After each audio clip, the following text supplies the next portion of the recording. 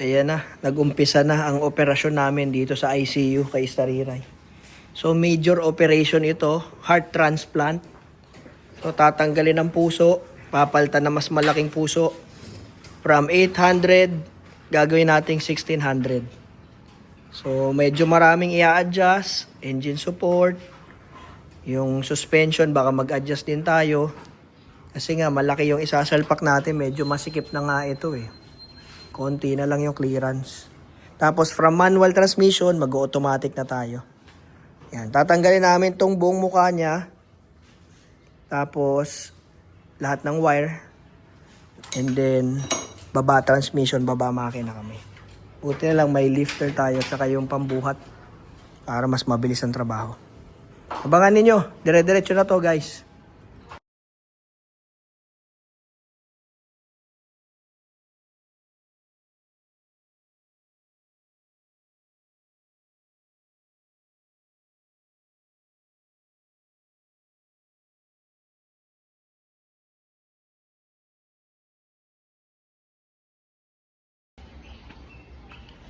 Nakakalas na natin yung makina ni Stariray.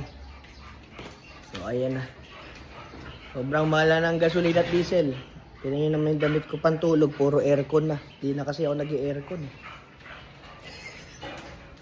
Anyway, ito yung ating sasakyan, si Stariray. Before pandemic, nakita ko na yung itsura niya na ganito. Ngayon, nakita ko na naman. Isa lang ibig sabihin nito.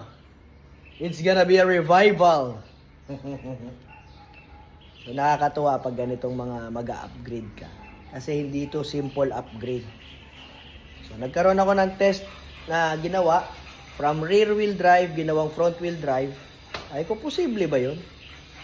Pinag-aralan ko, kumausap ako ng mga tao, at nakakasama nga natin si Bud's Garage dito sa unang project natin. From rear wheel drive, ginawang front wheel drive. Bumili ako ng isang buong Suzuki Alto. Na kasing laki lang naman ito halos. Sabi ko, kasya ang makina, Paps.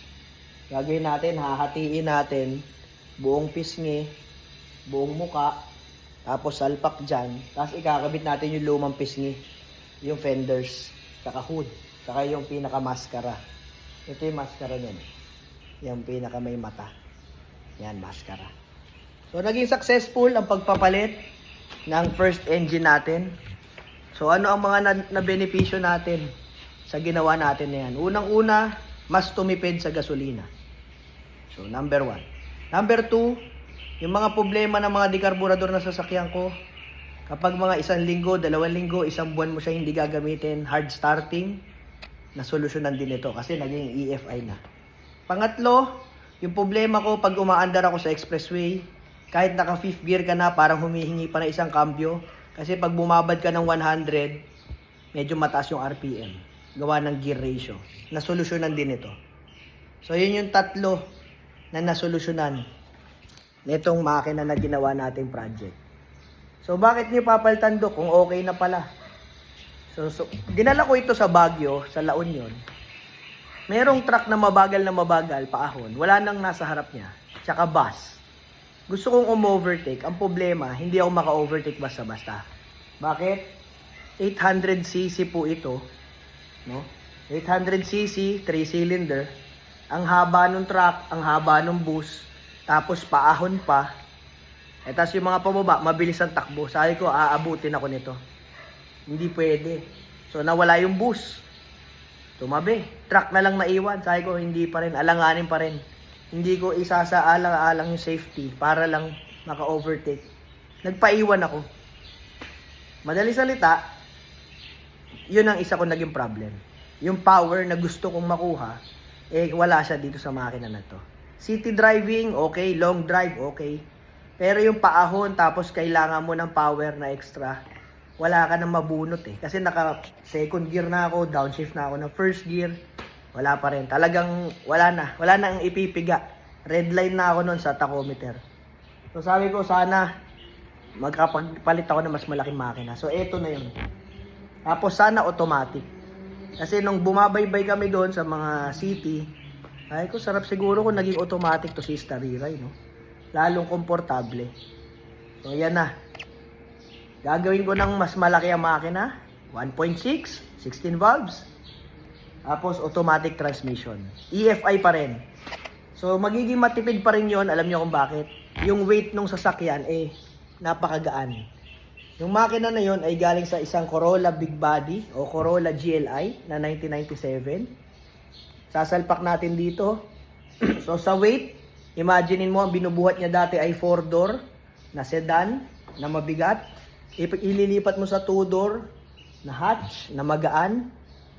So yung bibit-bitin niya nabawasan na kagad ng ilang daang kilo. Diba? Plus yung mga pang-ilalim nito mas maliliit. So gagaan talaga ng 100 kilos yung bit-bit ng engine. Doon pa lang gaan na yung makina. So para po sa kaalaman ng iba, yung weight ng sasakyan natin napakalaking bagay po niyan sa hatak at fuel consumption ng ating sasakyan. Mas marami kang ikakarga, mas mabigat. Ang mags mo mas mabigat. Lumalakas ang consumption sa gasolina.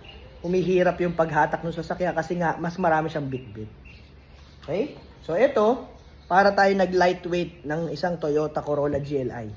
Tinabas mo isang pinto, tinanggal mo yung trunk, tinanggal mo yung iba pang mga upuan na pampabigat. Alam mo yun? So ito kasi yung upuan sa likod, parang foam lang halos. Walang yero. Wala rin masyadong bakal. So magaan talaga ito kumpara doon. Higit 100 kilos ang gaan nito kumpara doon sa big body. Tapos fiberglass pa yung mga panels nito. Diba? So, mataba lang tingnan pero fiberglass lang yan. Sobrang gaan lang yan. Ito. Gaya nitong chin. Ayan o. Toing. Alam mo, papel lang yan. Ganyan ko lang. Itong mga panels yan. Ako po. Magagaan lang siya. Sunod niyan, carbon fiber na yung hood natin. Para talaga lightweight. Pampakumpleto ng build. Anyway, yun ang mangyayari ngayon kay Stariray. Kukunin na namin yung GLI ngayon doon sa headquarters. Dadalhin dito. Kakabit namin yung mga gulong nito para maigulong namin muna. At dito naman yung GLI. Bababa namin yung makina. Tapos, pag naibaba yung makina, lalagay ko na rito. Itututok namin dito sa engine bay. And then, sukat-sukat na tayo. Gamit na tayo ng metro, tsaka ruler. Tapos tabas tayo ng mga kailangan tabasin yung bubungguan ng makina transmission. Baka maging tube chassis na to. Alam niyo yung mga pangkarera, mga nakatubo-tubo na yung dito sa may frame. Pag sinilip mo yung hood noon, wala na yung mga makakapal na ganito. Parang owner na lang, parang OTJ. Tubo na lang yung naghahawak sa shock, tubo na lang yung naghahawak sa makina, sa mga headlights, no? Kaya yon, wala imposible sa Pinoy. Kayang-kaya yan. So ito ang aking 1981 Toyota Starlet na si Stariray. 7 years ko na itong kasama. At tignan natin, pagkatapos ng project na to, yung ating bagong makina na ikakasa rito. Sigurado pag andar nito sa kalsada, sarap na naman gamitin ito. Good morning. Ito na si Stariray, nakalabas na ng ICU. So ano na siya rito? Parada muna. Binaba nga pala namin to, kinabit namin yung coil over sleeves, yung adjustable. Tingnan nyo, mas bumaba pa yung harap lalo. You know, pwede pa ibaba yan, hindi pa sagad. Pero for now, okay na muna yan. Kasi wala pa tong makina. So pag may makina, bababa pa lalo yan. Okay. So makita natin kung sasayad yung oil pan, tataas natin siya ulit. Kasi bibigat pa yan pag kinabitan ng makina. Imagine, ang laki pala nang nawala, no? Yung Corolla Big Body pala. Yung palang weight ng Corolla Big Body, 950 hanggang 1,100 plus kilograms. Tapos ito palang Starlet na 2-door, 600 to 700 kilograms lang pala to.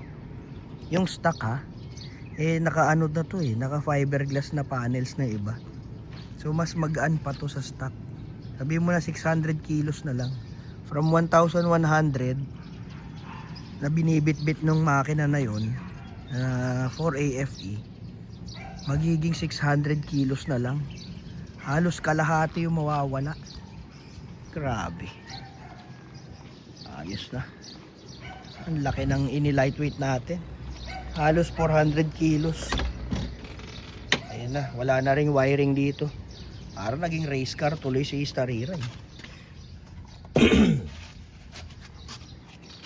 So ayan, yung carbon fiber na dashboard natin, ito sa likod. Ayan yung mga spaghetti. Wala, ganyan talaga. Pag malikot sa laruan eh. Pero kasi ito si Stariray,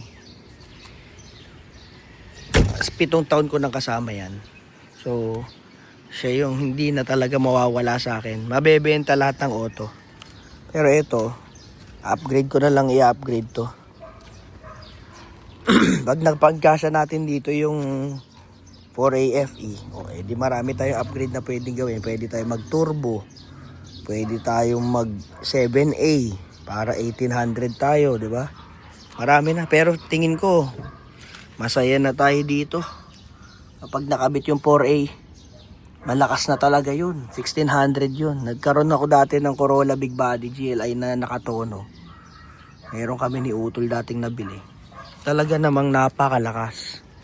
Eh lalo pag ganito kagaan ng katawan, talagang naku, babalibag talaga to. Kahit automatic pa yan. So okay yun, tipid sa gas, dampi-dampi lang, nakakalayo na kasi magaan yung body. Abangan nyo yan mga kaibigan. Post din tayo sa YouTube channel natin. Good morning, kita tayo sa Miyas mamaya.